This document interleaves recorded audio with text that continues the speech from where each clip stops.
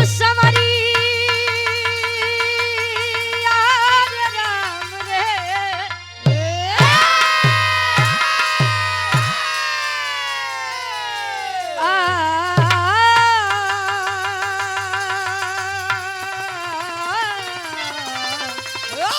बाबा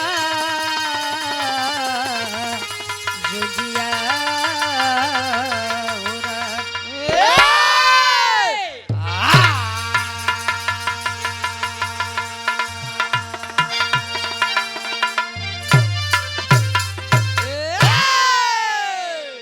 जिला पंचायत सदस्य प्रत्याशी वार्ड नंबर 3 से प्रतापपुर से हृदय के गार्जियन जी बड़े भैया अजय कुमार यादव जी 100 रुपए देकर सम्मान किया। माई भगवती करें कि विजय का तिलक आपके मत्थे पर लगे। वाह ए भैया मर्द हमेशा पानीदार अच्छा लगता है। पानीदार काहे बदे जानो थे मर्द पहले के लोग कहे कि रघुकुल रीति सदा चली आई मेहरारू पर जुलुम ढहाई। नहीं कि ना मर्द हो तू ढहावत है कि नहीं नहीं आपके चुप रहा। कहे रघुकुल रीति सदा चली आई प्राण जाई पर वचन न जाई। बात खातिर मरी जाबू चली जाए लेकिन बात कटे के नहीं चाहिए। अच्छा आज अगर घरे में 10 सदस्य यहाँ तो मैं 4 पानीदार मिली है बाकी 6 ऐसे मिली है कि सुबेरे का कहते हैं संझा का हो जाए क्यों नहीं जानत। वीर चाहे तब के हो वीर चाहे आज के हो उन वीरों के लिए कवि की कलम लिखती है। क्या लिखे 4 लाइन भूमिका के अंदर से आवा।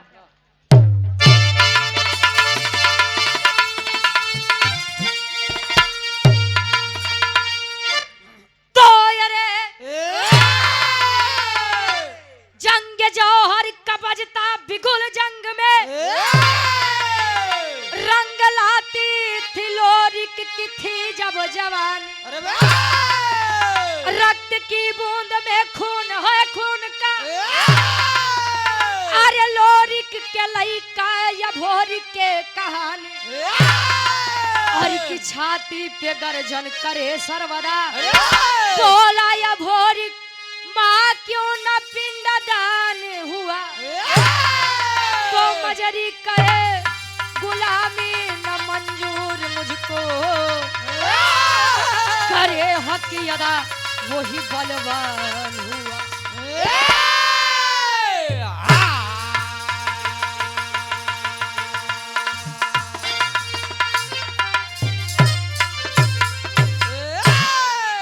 अरे जंग जौहर का बजता बिगुल जंग में रंग लाती थी लोरिक की थी जब जवानी। अरे रक्त की बूंद में खून है खून का तो लोरिक के लइका या भोरिक के कहानी।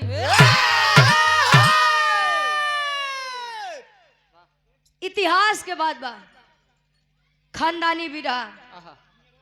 वीर लोरिक गढ़गौरा के वीर वीरताई के बारे में यदि नाम आए तो वीर लोरिक और समरू जी का नाम लोग बड़े अदब और सम्मान से लेते हैं। ए भैया लोरिक के पिताजी के नाम कुबई दादा रहे। कुबई उनका नाम रहे लोग उनका सम्मान से कुबई दादा कहा। कुबई जी के ससुरारी कहाँ भाई आप लोग जानत है। तो हर बात नहीं करते तू नीचे कहिए। ए भैया कुबई जी गढ़गौरा ही बलिया से 70 किलोमीटर दूर गढ़गौरा के वीर कुबई दादाजी के विवाह हमारे नेवाड़ी जेठवाड़ा प्रतापगढ़ में हमारे प्रतापगढ़ में हो। कुबई जी के ससुराल हमारे प्रतापगढ़ नेवाड़ी जेठवाड़ा प्रतापगढ़ में खोइलन जी से भई रहे। आ जेठवाड़ा प्रतापगढ़ में एक धाम बा जेकर नाम खोइलन धाम बा। जे बाबू भैया लोग जानत होइए उनकर बात करत है आ नहीं जानते तो हम बताई देते हैं। खोइलन धाम बड़ा पवित्र स्थल है। लोग बड़े श्रद्धा से जाते हैं वहां दर्शन और दीदार करने के लिए। ए भैया कुबई जी और खोइलन जी के बीच में दुई लड़का वाह वीर लोरिक और वीर समरू जी वाह ध्यान देंगे। अब वीर लोरिक और माई मजरी के बीच में एक लड़का जेकर नाम अभोरिक बताया गया। वाह ए भैया ओहो लोरिक किस नश्वर संसार को छोड़कर गए। वीर अभोरिक जब किशोरावस्था से बाल्यावस्था से किशोरावस्था में आया, वाह मतलब लइकई से जब करे जवानी आए। ओहो अच्छा पहले के लोग एक बात कहा वाह कहा जे करे जवानी आवत हो हाँ तो चोकरत किया कर तोहार आई रही। आई के चली के ए भैया हाय काहे बदे कहा कि पहले इतना बड़ा बड़ा खेत 4 बीघा 5 बीघा लोग बर्धा से जोतता था। वाह ये महुआ वाली शरीर जोन बैठा है। आई वाली डॉक्टर ब्रिजेंद्र पाल हमारे guardian ji Pratappur Jyoti pathology centre bank of Baroda के बगल प्रतापपुर में 100 रुपए देकर सम्मान किया आशीर्वाद के चाह रही। वाह गुरुजी हाँ बिरहा में एक मिजाजी गजल लागत बा। कोनो आशिक अपने मासुका से, कोनो नायक अपने नायिका से, वाह कोनो बुढ़वा अपना बुढ़िया से ओहो कहा का कवि जी लिखते हैं।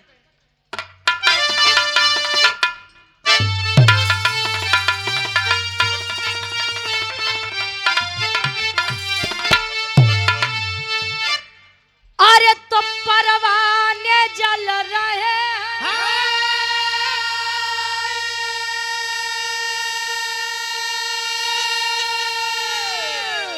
अरे परवाने जल रहे हैं तेरे इश्क में तमाम। अरे परवाने जल रहे हैं तेरे इश्क में तमाम। जानम आए हाय अरे जानम जरा इसी आग में, अरे जानम जरा इसी आग में, अरे खुद को जला के दे जानम जरा इसी आग में, अरे खुद को जला के दे जानम जरा इसी आग में, खुद को जला के दे जानम जरा इसी आग में।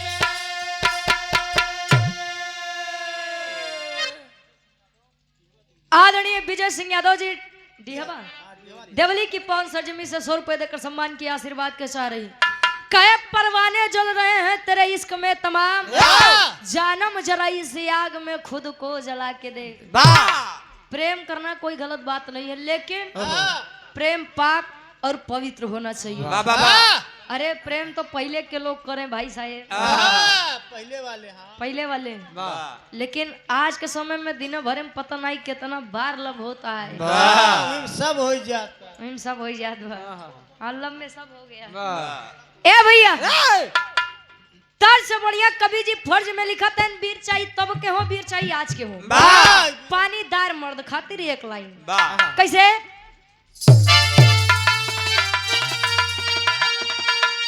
अरे बोला है वीर बघेला,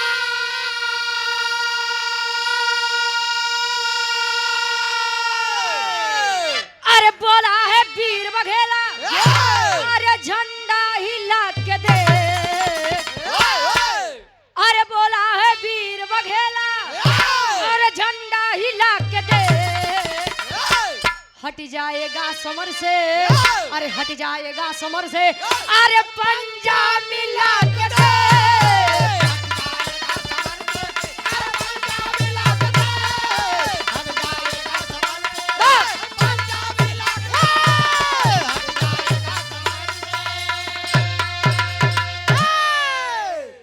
हट जाएगा समर से तू पंजा मिला के देख दूरी से भौंके से कुछ नहीं हो। जब सामने से मिला जाचा पड़ताला तब जाना है। हाँ हमारे बिरहा के कहानी के शुरुआत कवि जी यहाँ से लेते हैं जोहरी छन लगत बा कैसे।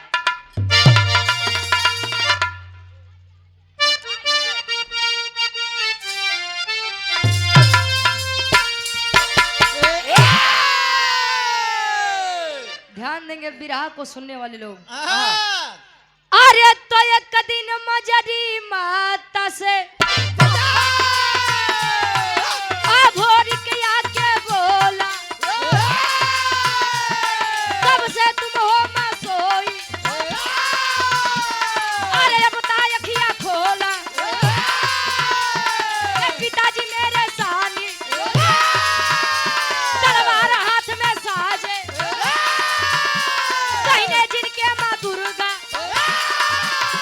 अरे माता रही विराजे रणदंगल में जब जाते अरे तन से बहे पसीना समर्जन के अंदर मुश्किल करते थे जीना न वीर चुनौती सहते जो सहते वो है कमीना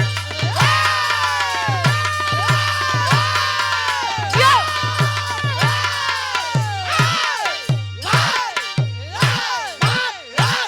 बस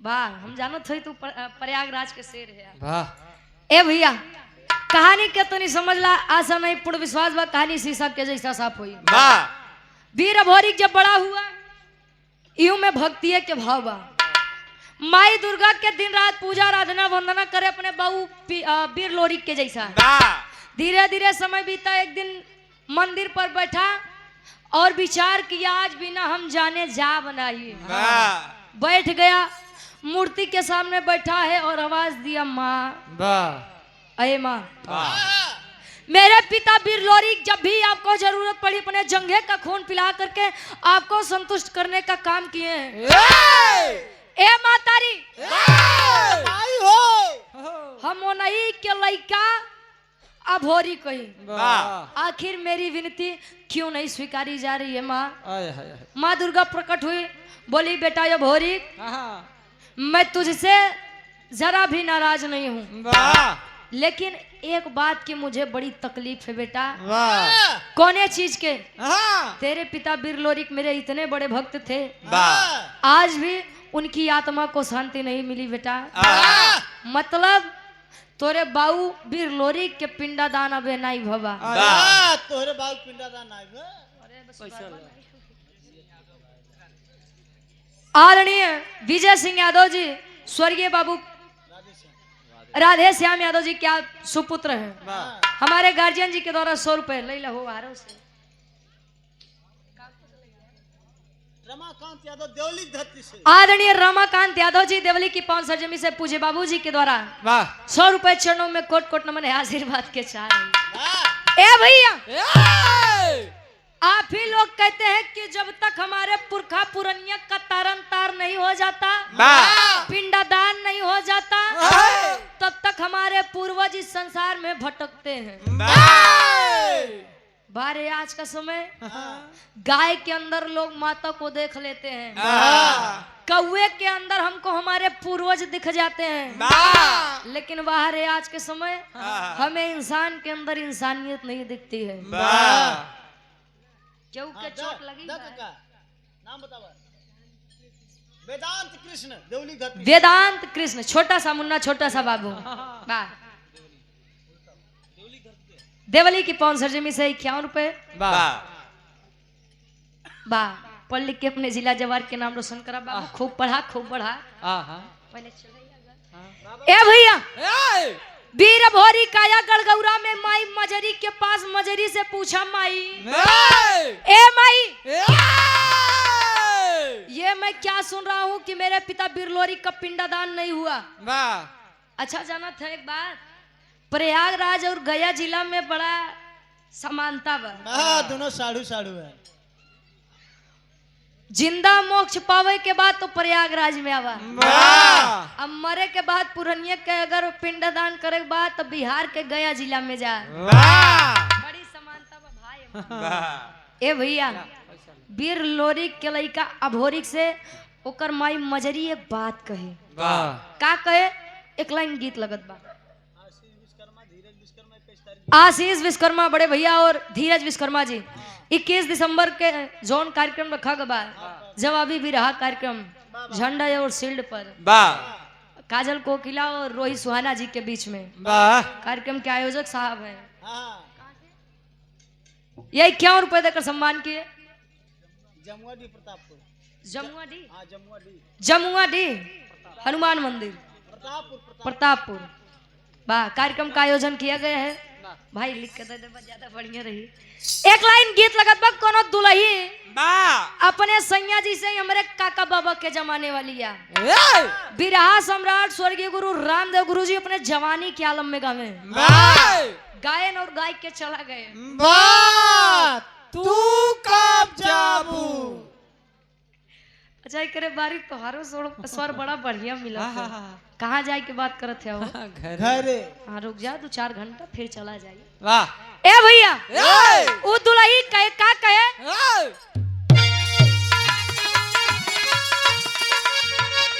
आर्य त झूलनी पे उड़ानी, आर्य झूलनी पे उड़नी, हई जहाजिया उड़ा दो, हई जहाजिया उड़ा दो, हमार पाई जे बड़ा जहीरा जला दो, हमार पाई जे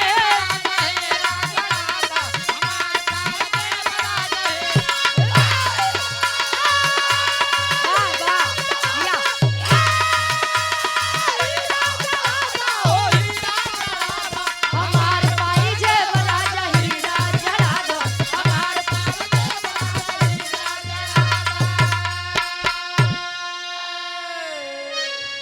अब होरी के बोला ए मातारी, का यह गड़गौरा में कोनो वीर नहीं पैदा भइल का?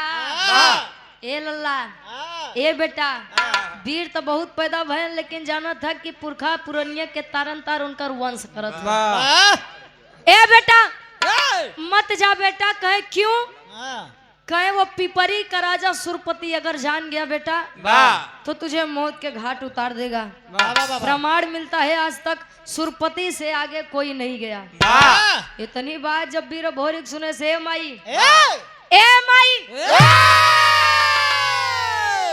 क्या आपको अपने खून पर कोई शक है? बाबू के वीरताई के ऊपर शक बा?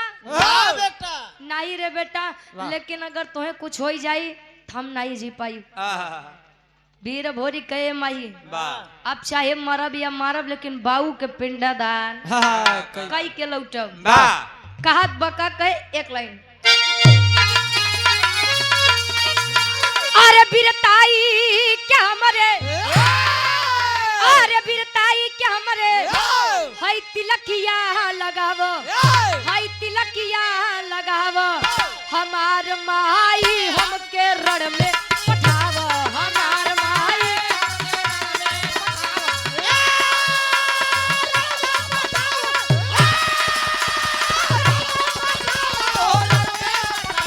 हमार माई हमके रण में पठावो, हमार माई हमके रण में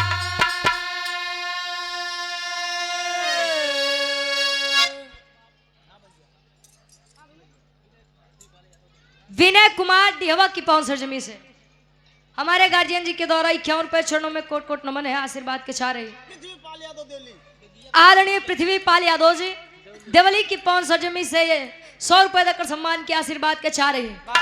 वीर भोरी कह का, अरे बाढ़ल गुमान बाटे अब दुश्मन के भारी, मिटाऊ खानदान बाटे पूरी तैयारी,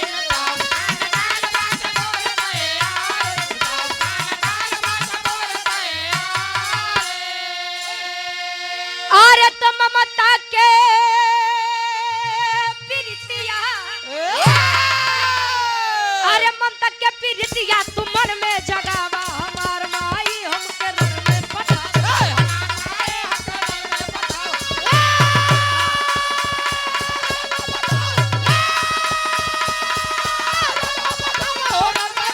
हमार माई हमके रण में पठावा।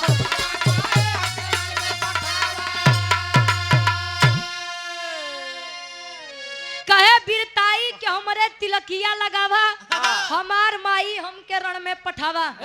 वो भी क्या जमाना था साहब, या होता है बेटे का फर्ज कि अपने जान पर खेल के अपने पिता के लिए वह काम कर गया है। वाह आज का लड़का है नगर है तनो केहू की ज्यादा दे दे बा हाँ तो अपने बबुआ की मूड़ी काट दे। वाह भाई तू सम्मान किया बस। ए भैया अच्छा तिलक कई प्रकार का होता है। तिलक अब देखा ठंडी आई के बाद 2 लोटा मनई नहीं है तो आधा घंटा 1 घंटा तो केवल चंदन लगावे में टाइम हाँ डमरू त्रिशूल में। वाह कितना जने हाँ किया ठंडी में बिना नहाए धोए चंदन लगाए के टहरिए देख कितना जने तो बस 14 तारीख के इंतजार में परेशान है। एक तिलक जौन पूजा पाठ करे के बाद ही हमारे काकी दाई लोग रोज लगाई लेते एक तिलक विजय तिलक। कोई भी इंसान किसी भी क्षेत्र में जाता है तो सोचता है कि प्रथम विजय का तिलक सदैव मेरे मत्थे पर लगे और तीसरा तिलक जाना थे अच्छा तिलक कई प्रकार के होते हैं हमका जितना जानकारी को हम बता देते हैं। एक तिलक शादी ब्याह के पहले चढ़त है जब बर्बादी की शुरुआत होता है बाहर बाबा के नहीं हाँ इनके होई के बाद सबको डरवा तो नौ लोग का होए भाई। ए भैया आशीर्वाद लेकर के अपने पूज्य माता मजरी से आया बनारस काशी बनारस के धरती पर वही काशी बनारस की धरती जहाँ आप लोग कहते हैं कि भगवान भोलेनाथ के त्रिशूल पर टिकी हुई है। आया काशी के धरती पर ब्रह्म बेला है काशी घाट के किनारे एक पंडा जी बैठा है बढ़िया तिलक चंदन लगाए और सुबेरे सुबेरे बीर भोरी का देखे तो पूछता है बेटा कौन हो सुबह सुबह क्या करने आए हो यहाँ पर। तब बीर भोरी के बात बतावे गीत बदलत बा कोनो दुल्ही बतावे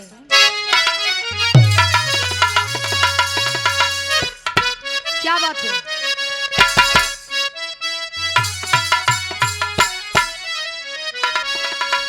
दादा हे महेंद्र दादा पहले शादी विवाह हो तो गवना 3 साल 5 साल 7 साल 9 साल 11 साल 13 साल 15 साल 17 साल 19 साल 21 साल 25 साल 27 साल 28 साल अब बन कर बस।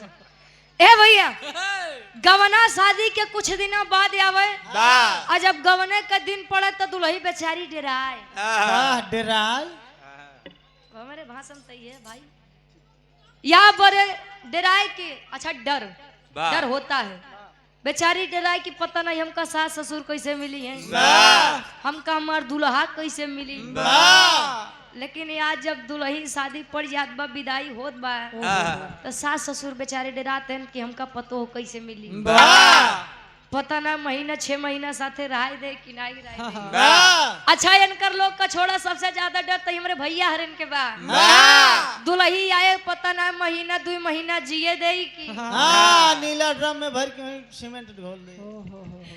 ए भैया अभी ज्यादा दिन की बात नहीं अम्बेडकर नगर में एक महिला थी उसकी उम्र लगभग 45 साल थी 5 बच्चे थे उसके।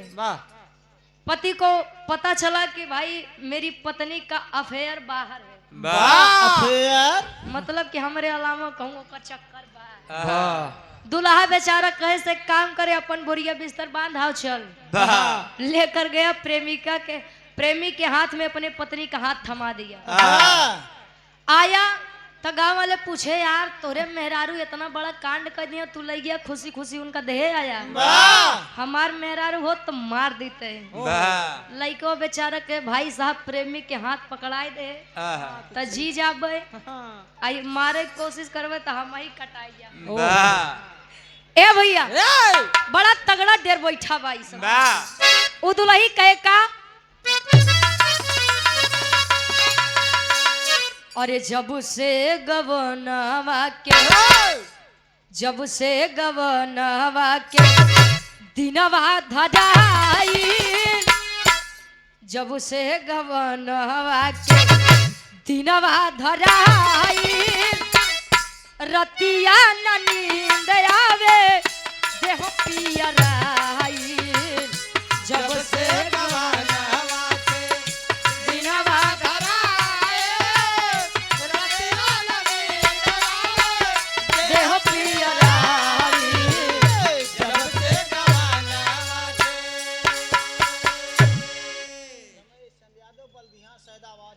आदरणीय रमेश चंद्र यादव जी बल्दिया सैदाबाद बल्दिया सैदाबाद प्रयागराज की पवन सरजमी से 100 रुपए देकर सम्मान के आशीर्वाद के चाह रही ई तमाल्ला समझा खातिर बूझे खातिर वीर भोरी और पंडा में वार्तालाप होत बा और पंडा के नाम का रहन कभी जी बताओ तो अरे करे पिंडदान भोरी करे पिंडदान भोरी बनारस में आया शशिधर पंडा से बात लड़ाया करे पिंडदान भोरी बनारस में आया शशिधर पंडा बाबूया बात लड़ाया करे पिंडदान आया बनारस के धरती पर आया पंडा का नाम शशिधर पंडा बताया गया हाँ शशिधर पंडा से मुलाकात हुई भोरी बताया यानी अभोरी बताया कि बाबा मैं गढ़गौरा से चलकर आया हूँ हाँ मेरे पिता वीर लोरी वाह बेटा धन्य है वो माता पिता और धन्य है तू जो तू जिस कोख से तू जन्मा है बेटा ना अरे तेरे पिता वीर लोरी कैसे वीर हैं जिनके आगे आज तक अच्छे अच्छे वीर नहीं टिके हंस यदुवंश के शान है बेटा ना ना ना ना क्या हुआ मेरे पिता वीर लोरी कभी इस दुनिया में नहीं रहे बाबा ओहो बहुत गलत हुआ बेटा आदरणीय राम सजीवन बाबूजी देवली की पावन सरजमी से 100 रुपए आए हाय क्या हुआ बेटा कोई काम हाँ बाबा अपने पिता वीर लोरी का पिंडा दान करने के लिए आया हूँ बाहर है दो गली दुनिया अभी तक जो पंडा बखान कर रहा था इतना सुना पीछे हो गया ए बेटा अब तो तू चाहिए लोरी के बेटवा हुआ हाँ, चाहे मंजीत के पिंडा दान मैं नहीं करवा सकता क्यों कहीं भी बेटा छोटे हो खाने खेलने की उम्र है जाओ खाओ खेलो हाँ, निकल जाओ बेटा क्यों इस चक्कर में पड़ रहे हो बेटा वीर अभोरी से उस शशिधर पंडा एक बात कहे का कहे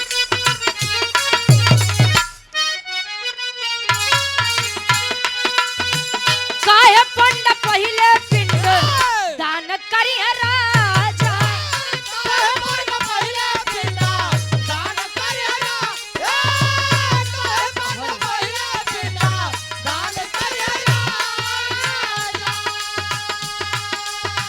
जबरदस्ती करबा बच्चा रण में मार जाबा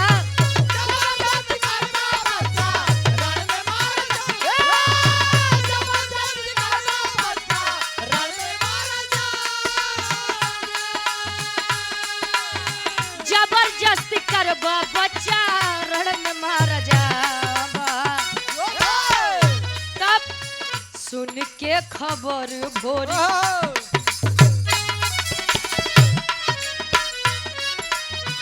सुन के खबर भोरी तन में गुस्सा आया शशिधर पंडा से बात लड़ाया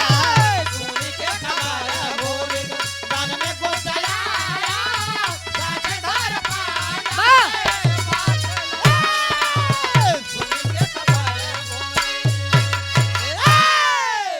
ए भैया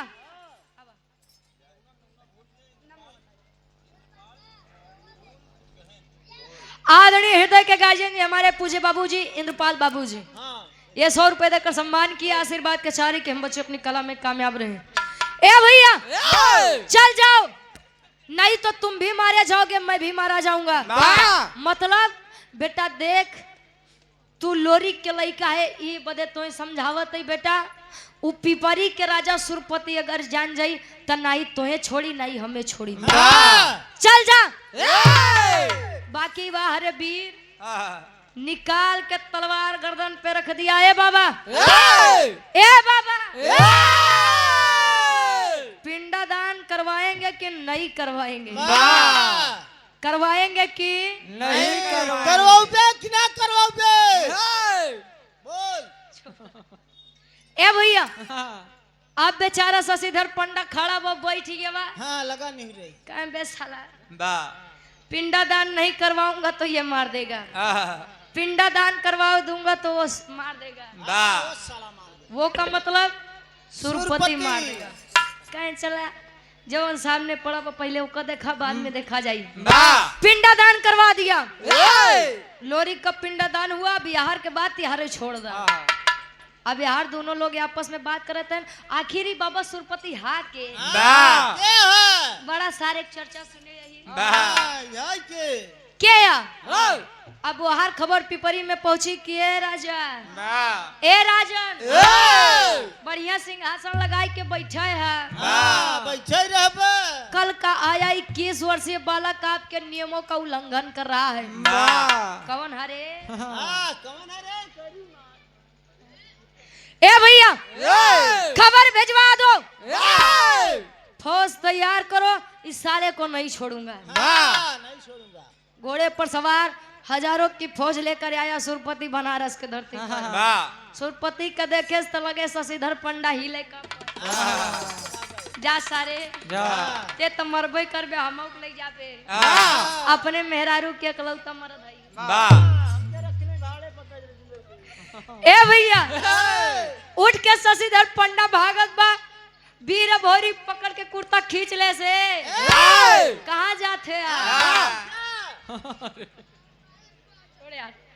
बैठिए। जब बोले वीर भोरी के कुछ नहीं हुई तब बोले तो कुछ ना हुई बैठा। देखा एक सारे के आज हम काम तमाम का तेरी के भाव में कभी जी लिखते हैं कैसे।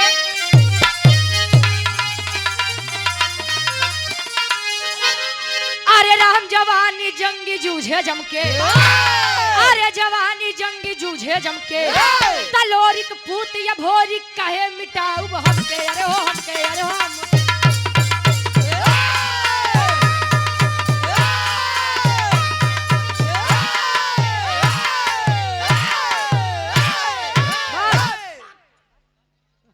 ए भैया कहे लोरिक पूत भोरी कहे मिटाऊ हमके, जवानी जंगी जूझे जमके।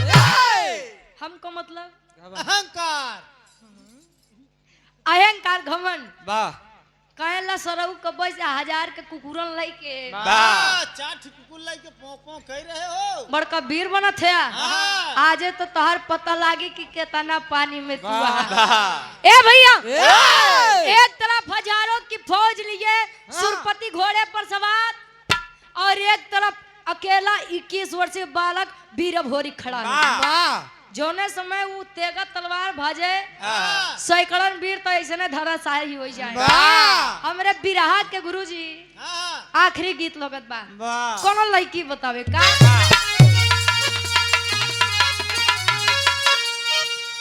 आर्य ससुमार तनवा,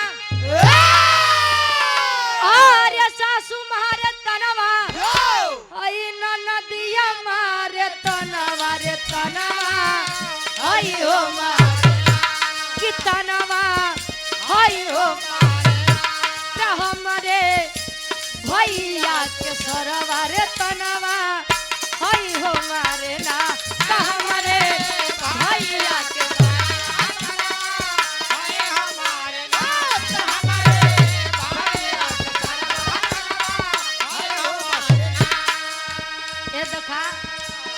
हंस के आप लोग आग ना लगाव जाया।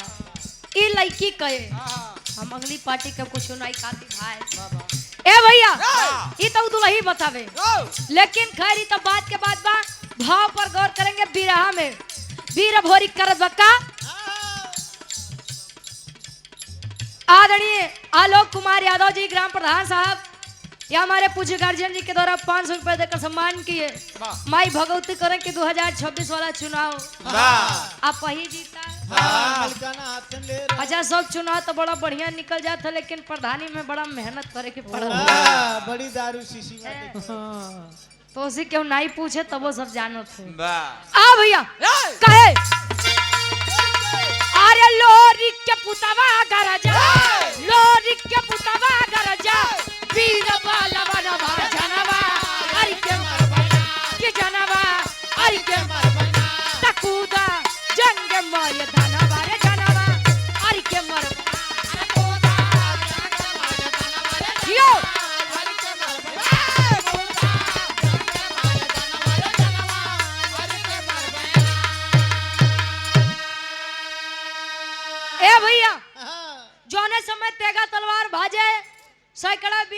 ये जे बचा है कहे लगे मने मंसूरपति के गरियावे छक के तो बढ़िया नाम बा लेकिन अगर गुस्सा लग गया तो अच्छा से अच्छा नाम लोग खराब कर देते लगे बेचारे जे 150 बचा है लगे गरियावे जा सारे सुरपति है सारे तोरे वंश नाश हो जे सारे तोरे चक्कर में अपन जान न गवाओ जे इन्हन तो पागल रहे जोन तोरे चक्कर में सारा उमर गए हम तोरे चक्कर में अपन जान नहीं गवाऊ